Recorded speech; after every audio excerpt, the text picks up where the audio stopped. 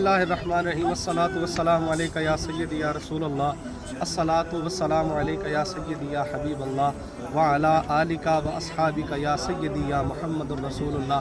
नाज़रीन कराम, इस वक्त हम मौजूद हैं जबल नूर पर और हम गारे हिरा के बिल्कुल दहाने पर मौजूद हैं। हमारी पिछली साइड पे गारे हिरा है जहाँ पर आका अलैहिस्सलातु वस्सलाम आकर अल्लाह से हम कलाम होते थे, अल्लाह रब्बुल इज़्ज़त की इबादत किया करते थे। और यहाँ पर वही नाज़िल हुई थी, पहली वही इक़रा बिस्मि रब्बिकल्लज़ी खलक़, जिब्राईल लेकर आए थे।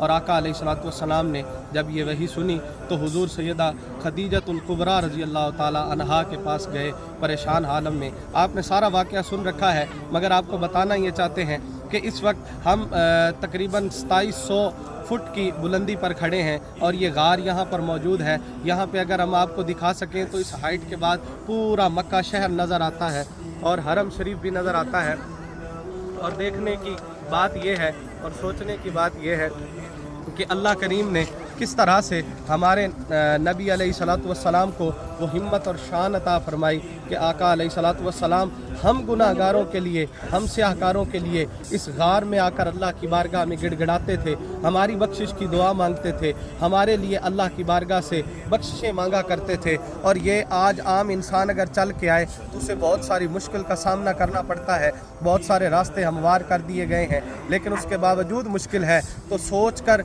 ये इंसान का दिमाग दंग रह जाता है कि किस तरह से उस वीरानों में, उन तन्हाइयों में, उन पथरीली राहों से गुज़र कर सैयद आलम सल्लल्लाहु अलैहि वसल्लम यहाँ तशरीफ़ लाया करते थे और उम्मत के गमखार बना करते थे। और ये वो जगह है जिसकी हम आपको ज़ियारत करवा रहे हैं। ये पिछली साइड पे गारे हिरा है और हम इस वक्त बिल्कुल गारे हिरा के दहाने पर मौजूद हैं और ये जबल नूर है।